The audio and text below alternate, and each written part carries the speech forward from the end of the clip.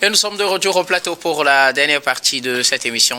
Nous parlons à présent du Togo, arrestation de Niakhaddé. Le procureur de la République s'est prononcé.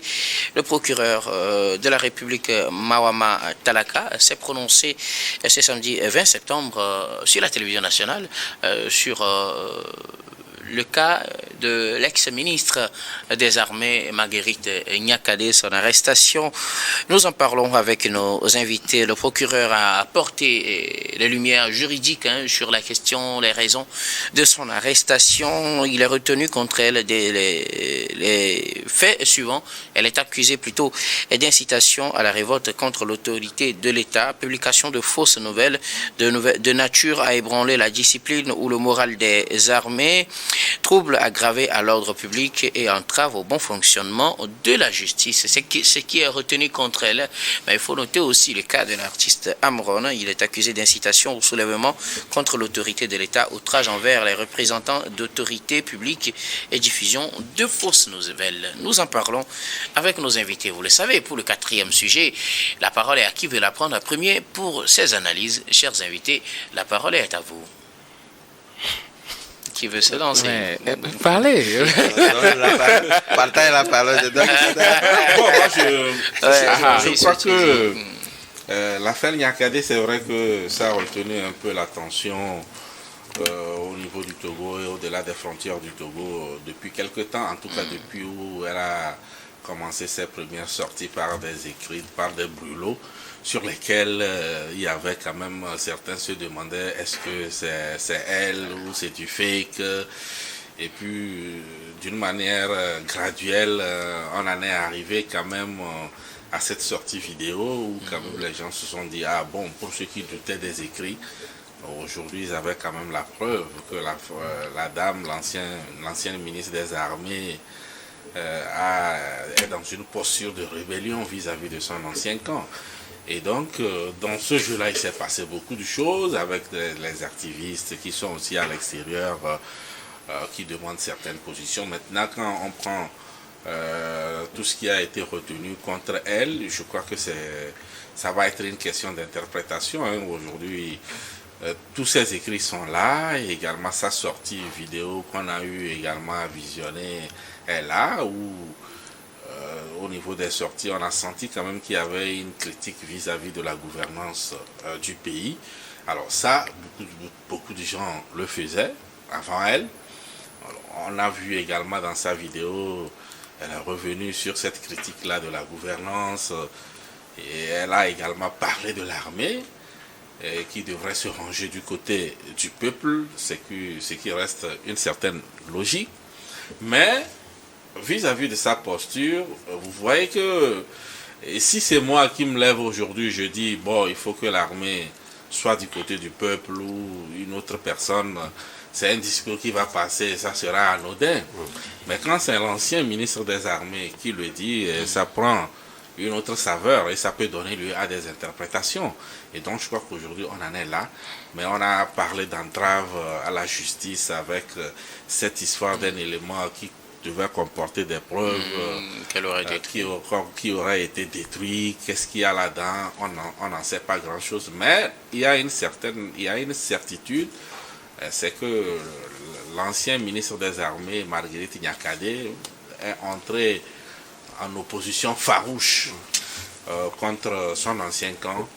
Et généralement, aujourd'hui, les chefs d'accusation qui sont soulevés, moi je crains un peu pour son avenir politique, parce qu'elle était sur le point de s'ériger en femme politique de l'opposition.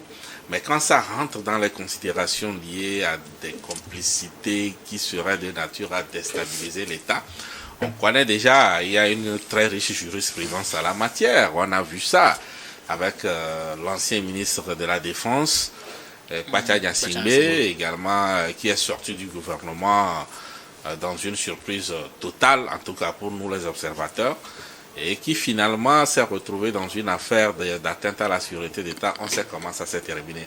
Et là, peut-être une petite parenthèse pour rire. Alors, si au prochain gouvernement, moi, on me propose le ministre des Armées ou de la Défense, j'ai l'impression que je vais décliner. Parce qu'on a l'impression On a l'impression que quand on finit d'occuper ce poste et qu'on n'y est plus, c'est des soucis. Quand je prends le premier, en tout cas, c'est un poste ministériel qu'on attribue rarement. Enfin, presque pas du tout. Parce que quand vous prenez Faure Gnassingbé depuis 2005, son premier gouvernement, il y avait un ministre de la Défense qui est son demi-frère, Bacha Gnassingbé.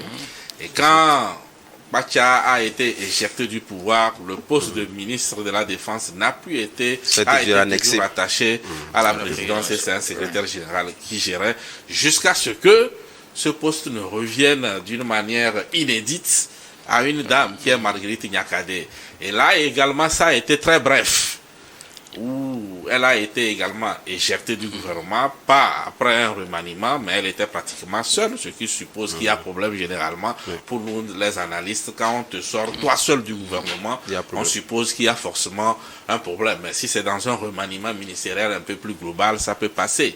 Alors donc, tous ceux qui ont suspecté que sa sortie devrait être liée à un problème ont fini par avoir raison par rapport aux postures qu'elle a dû prendre après cela. Et aujourd'hui, elle est, je ne sais pas s'il faut parler de garde à vue où elle a été déposée, je n'en sais rien, mais ce qui est sûr, elle est privée de sa liberté.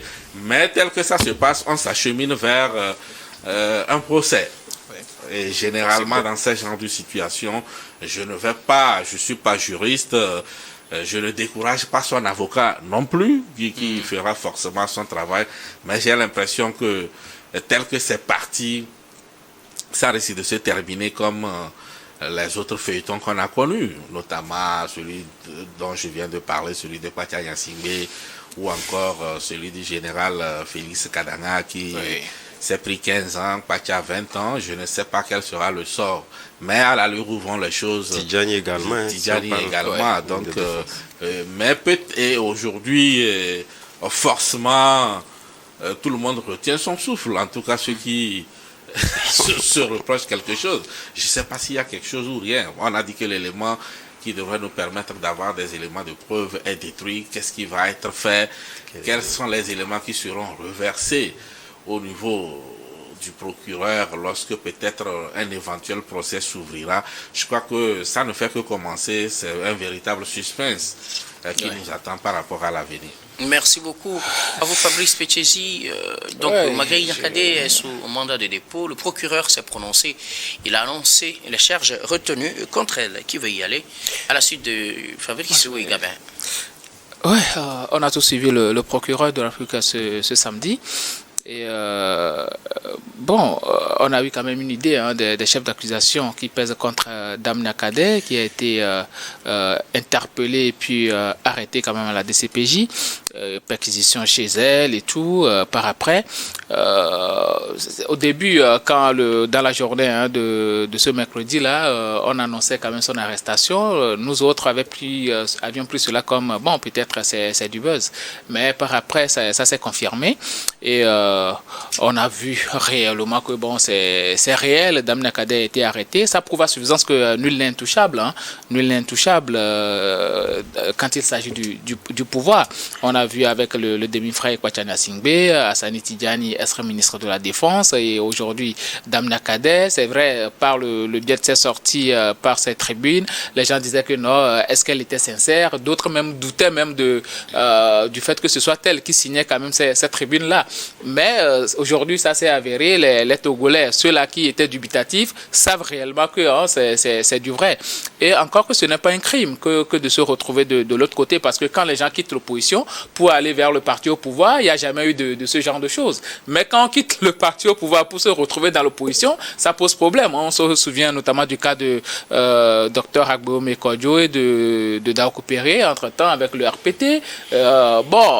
Aujourd'hui, Dame Nyakade qui quitte le parti au pouvoir, ou bien même quitte même les sérails du pouvoir pour se retrouver dans l'opposition, parce que moi je me dis aujourd'hui elle est devenue opposante, elle est en train de faire de la politique parce qu'elle critique la gestion politique du président du conseil aujourd'hui, et c'est tout à fait normal parce que ce qu'elle dit, moi je ne trouve rien d'extraordinaire par rapport à ses sorties, même cette tribune, il n'y a rien d'extraordinaire.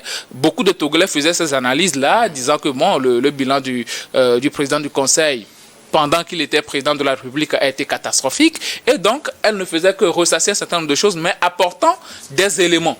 Et l'autre, elle apportait des chiffres et autres là pour quand même alimenter le débat. Je pensais que c'était une très bonne chose parce que au moins pour une fois, on a une opposition au bien.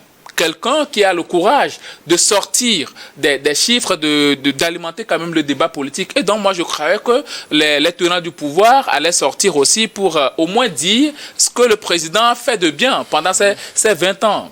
Bon, moi, hier encore, je m'amusais à lire ces tribunes et à suivre ces vidéos. Même quand on parle du fait que, bon, elle a demandé à l'armée, inciter l'armée à prendre ses responsabilités ou bien déstabiliser le pouvoir, en lisant entre les lignes, c'est un peu ça que le procureur veut dire. Mais moi, je n'ai vu ça nulle part parce que dans les normes, quand on demande à l'armée de rester du côté du peuple, l'armée a toujours été du côté de la population. L'armée même est issue de la population. Et donc, demander à l'armée de rester aux côtés du peuple, elle a cité un certain nombre de choses. Même lors des dernières manifestations des 6 juin, 26, 27 et 28 juin, on a constaté des brimades sur les populations. Certains ont eu à témoigner. Donc, elle demandait juste à l'armée de rester neutre, de ne pas bastonner la population, de ne pas battre les gens. Vous restez optimiste, puisque Fabrice disait tout à l'heure qu'il n'envie pas du tout son avocat. Mais à vous suivre, il y a de l'espoir, il y a des arguments. Non, moi je mets le cas de Dame Nakadé est très différent des autres cas qu'on avait connus. Hein. C'est très différent par rapport à M. Bacha. On avait même présenté des éléments de preuve. Des déclarations après le coup d'État, même des armes et autres là. Et on avait, cité un certain nombre de personnes. On parlait tout à l'heure du général Hassani Tidjani aussi, qui du commandant Olivier Amapoko et d'autres personnes des dizaines quand même, qui étaient dans ce coup-là. Mais dans le cas de Dame Nakadé, elle faisait un débat politique. Elle faisait un débat politique, ça peut ne pas plaire à certains. Il n'y a pas lieu de faire cette comparaison. Non, pas du tout. Moi, je suis très optimiste par rapport à Dame Nakadé. Bon, s'il a un conseil bien constitué, je pense qu'elle pourra s'en sortir haut les mains. Parce qu'on nous dit même qu'un élément de preuve a été détruit lors de sa garde à vue. Là, ça me paraît un peu confus. Elle était à garde à vue, c'est-à-dire avec les forces de l'ordre, et puis elle a pu détruire un élément de preuve comment. Et comment c'est que c'est un élément de preuve? Parce que si vous ne l'avez pas, si vous n'avez pas consulté quand même l'élément, vous ne saurez pas que ça constitue un élément de preuve. Mais pourquoi le dire avec certitude qu'elle a détruit un élément de preuve? Non, on ne le sait pas. On ne le sait pas. Et donc, moi, ça me pose un problème. Elle était en garde à vue, mais elle avait quand même le pouvoir de détruire un élément de preuve lors de cette garde à vue-là. Moi, ça me pose un certain nombre de problèmes. Donc, moi, aujourd'hui, je me dis que il faut ouvrir le champ politique, faire en sorte qu'il y ait des débats assez houleux. C'est toujours les partisans du pouvoir qui disaient entre-temps que non, l'opposition, il n'y a pas d'opposition constructive, ou bien le regretté Charles Kondiagba avait dit même qu'il y avait un boulevard, qu'il n'y a plus d'opposition en face. S'il y a déjà quelqu'un qui vient et apporte des éléments, je pense que ça alimente beaucoup plus le débat politique. Et on doit aller beaucoup plus dans ce sens-là, en faisant un débat intellectuel, démocratique et permettant que les populations puissent avoir les idées sur certaines choses. S'il a apporté des fausses informations, peut-être par rapport, si on dit qu'un projet a été réalisé à 400 milliards, alors que c'était à 200 milliards, apporter juste les éléments de preuve que c'était à 200 milliards. Et je pense que ça va alimenter beaucoup plus le débat politique et ça cautionne beaucoup plus la démocratie. Mais aujourd'hui, l'arrestation de Dame Nakadé, consulter pratiquement toutes les tabloïds, on parle du Togo et en mal d'ailleurs, que non, la liberté d'expression, ça pose problème. On abattit les politiques, tout simplement parce que elle est sortie du pouvoir. Et on parle aujourd'hui parce que c'est Dame Nakadé. Elle a un lien avec la famille qui gère le pouvoir, mais aussi elle a un lien, elle a géré le pouvoir pendant au moins 2 ans avec le président du conseil. Donc à un moment donné, je pense que il va falloir qu'on dilue un peu. Mais je suis optimiste par rapport à ce que j'ai lu, j'ai fait mes analyses et tout. Moi, je me suis dit, elle va s'en sortir. Merci beaucoup à vous, Gabin Djaro. Alors, Adam Adjronou, que retenir des charges finalement retenues contre Dame Nakadé? Le procureur a communiqué sur ces charges-là ce samedi. Bon, avant même de revenir sur ces charges-là, permettez en réalité que je fasse un tour de regard sur deux aspects, notamment la question liée à l'opposition. Est-ce que Dan Nyakade, à l'état actuel jusqu'à sa détention, était opposant? Je dirais oui, puisque lorsque vous prenez la définition assez simpliste de l'opposition, c'était ce qu'elle faisait. Mais justement, si nous remontons un peu l'histoire, est-ce que lorsque vous occupez un poste stratégique où la communication est assez contrôlée, parce que nous parlons du ministère de la Défense, je pense que Fabrice a eu l'opportunité de pouvoir décrypter un peu ce qu'est le ministère de la Défense depuis l'ascension au pouvoir du président du Conseil jusqu'à ce jour. Il n'y a eu que deux, et puis très bref également, et les deux également ont eu des problèmes où pratiquement, si même ce n'est pas dans la même logique, quand même de toutes les façons, ça a fini mal. Donc, est-ce que elle avait le droit, donc pour revenir, est-ce qu'elle avait le droit de pouvoir donc prendre la parole et de parler aisément ou de pouvoir aborder un certain nombre de problèmes ou des sujets liés? C'est vrai qu'on peut dire, c'est vrai, le débat est ouvert, les gens peuvent prendre la parole lorsque vous êtes dans l'opposition, mais occuper ce poste-là, on peut quand même ne pas se départir en réalité de cette communication contrôlée qu'elle avait eue lorsqu'elle était donc ministre de la Défense, de pouvoir donc parler comme on veut. Je dirais non. Parce que d'ailleurs, même dans les démocraties célébrées, c'est vrai, nous voyons pour la plupart du temps que ce soit aux États-Unis, en France, etc., il y a des sujets où, toi, journaliste, tu peux inviter un général peut-être à la retraite de pouvoir venir. Mais sur certaines questions liées donc à la sécurité du pays, lorsque vous les abordez, vous dites tout de suite que ce n'est pas possible qu'il puisse donc se prononcer. Voilà, histoire de ne pas tromper, parce que des fois, vous pouvez avoir l'ambition de prendre la parole, mais au même moment, vous n'allez pas dire les choses concrètement telles qu'elles sont. Et demain, cela risquerait donc de vous poursuivre. Donc, Dame Nyakade, donc pour revenir à la question, c'est non. Je pense que occuper ce poste-là, vous ne pourriez pas. C'est vrai que la manière dont elle a été éjectée, et Fabi le disait tantôt, on sent véritablement qu'il y avait eu problème. Est-ce que ce problème-là peut vous conduire, après avoir arrivé à ce niveau du sommet de la gouvernance du pays, de pouvoir véritablement donc prendre cette parole, parce qu'il y a des choses qui sont dites. On nous dit qu'il y a eu des éléments qui ont été donc supprimés volontairement. Ça voudrait dire quelque part que peut-être ces éléments, s'ils sont contenus dans quelque chose, on n'en sait rien, on ne sait pas quel outil a été donc détruit. Ça voudrait dire que ce sont des éléments qui pourraient peut-être compromettre ou amener à, entre griffes, à ce que l'on ne pourrait pas. Peut-être, voilà pourquoi on accentue le regard sur cet élément-là qui a été détruit. Bon, est-ce que cela entrave le fonctionnement de la justice comme cela a été dit? Je ne crois pas, parce que la personne était donc déjà en détention, ou bien ça a été fait. Et pourtant, c'est l'une des charges retenues contre elle. Oui, je ne dis pas non, mais est-ce que, entre-temps, nous n'avons pas appris que Dame Nyakade était sous contrôle judiciaire? Sous contrôle judiciaire, ça voudrait dire à tout moment, on peut faire des débarquements dans votre domicile et fouiller des choses. On ne l'a pas appris. On a appris tout simplement qu'il a été donc arrêté, il y a eu en tout cas perquisition après, etc. Mais comment ça a été détruit? Ça reste des questions que l'on se pose. Mais au même moment, c'est vrai qu'elle est ministre, ancien ministre, etc. Mais il faudrait quand même qu'il y ait ce que que ce soit Togolais ou bien l'opinion attend, c'est qu'on puisse avoir une logique, en tout cas dans cette justice-là, puisque telle que la situation est posée aujourd'hui, ça finira par un procès forcément. Mais lorsque déjà il y a des petits doutes en ce qui concerne donc, en tout cas les éléments, la nomenclature, le schéma même tel que défini, ça cause problème. Même moi j'aurais bien voulu que ce soit un procès, comme je l'ai dit, elle ne peut pas quand même à ce niveau prendre la parole comme si c'était, en tout cas moi qui parlais d'un sujet ou bien un Togolais lambda, ce n'est pas possible. Donc il faudrait quand même qu'il y ait donc clarité, qu'on puisse réellement voir que voilà, il y a eu tel qui est compte et qu'on ne dit pas de zone d'ombre. Merci beaucoup à vous pour vos contributions. Fabrice, vous voulez réagir encore, mais rapidement. Gabin qui disait que généralement lorsque quelqu'un quitte le pouvoir pour l'opposition, il a des problèmes et l'inverse, il n'en a pas. Mais je voulais vous rappeler certains exemples, hein. Même pour un simple accord qualifié d'historique que Gilles Christ-Olympio a signé avec le RPT. Oui. Ça a été l'échange médiatique. C'est l'exception qui confirme la règle. Même tout dernièrement, vous avez vu un avocat qui, entre-temps, au collectif Sauvons le Togo, faisait la pluie au le beau temps. Tout à fait. Lorsqu'il a pris des positions en faveur du pouvoir tout dernièrement, vous avez vu. Bon, lui, il était beaucoup plus de la société civile. Ce qu'il en dit.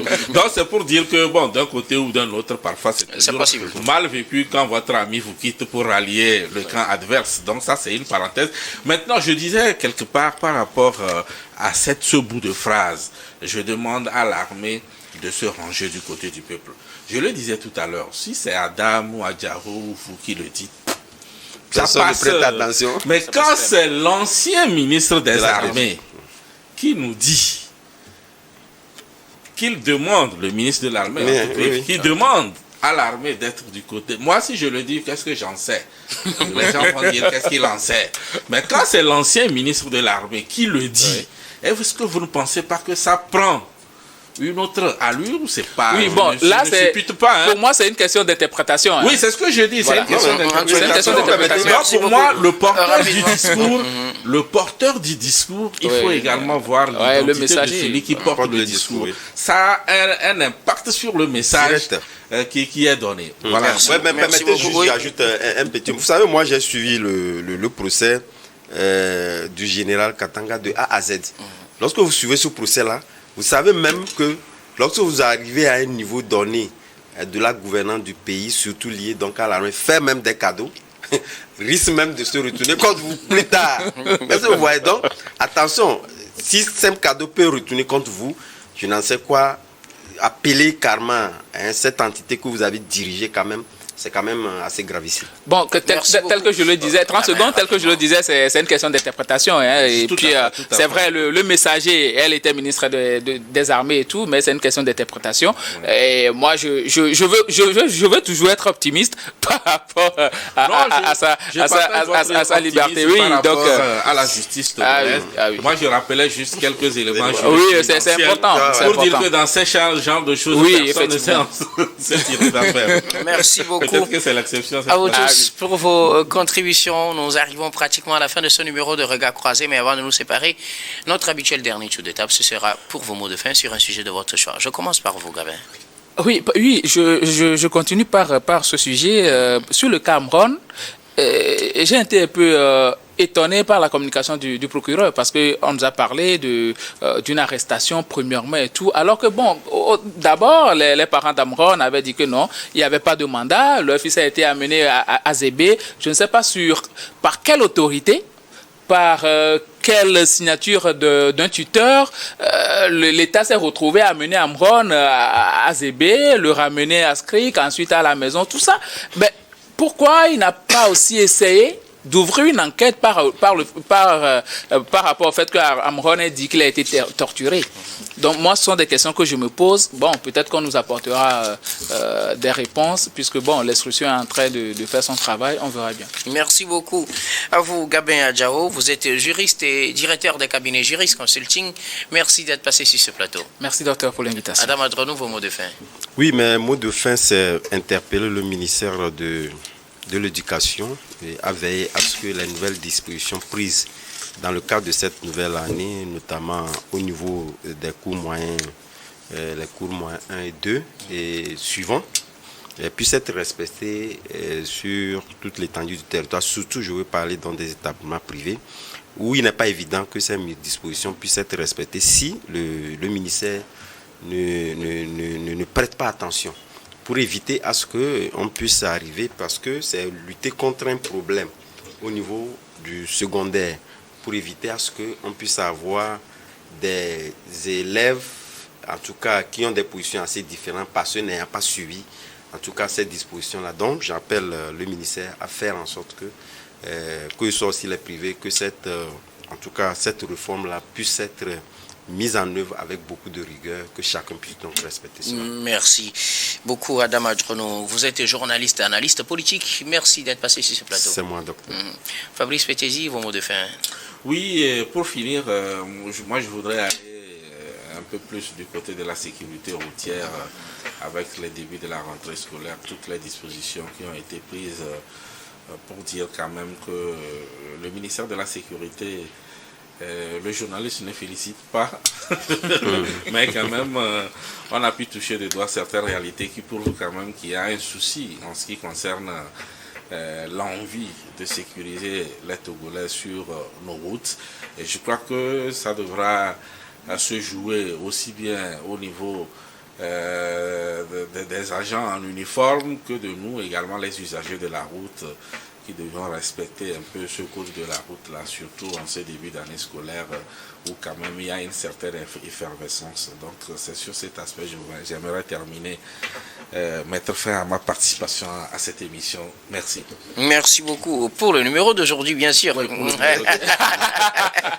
Merci beaucoup à vous, Fabrice, d'être passé sur ce plateau. Fabrice, Merci vous êtes beaucoup. Journaliste, directeur de publication du journal Le Libéral. Merci d'être passé sur ce plateau. Merci à vous. Nous disons également merci à toutes les équipes techniques et rédactionnelles qui nous ont aidés à préparer et à présenter cette émission. Merci à Yves Kofi Maounian Adjo à la réalisation, à Gaston Afanou et Florent Ekouekoué à la diffusion. Merci à Rebecca Vesso à la caméra et surtout à vous, très chers téléspectateurs, de nous avoir suivis. C'est la fin de ce numéro de Regard Croisé. Je vous retrouve demain avec le même plaisir pour un autre numéro.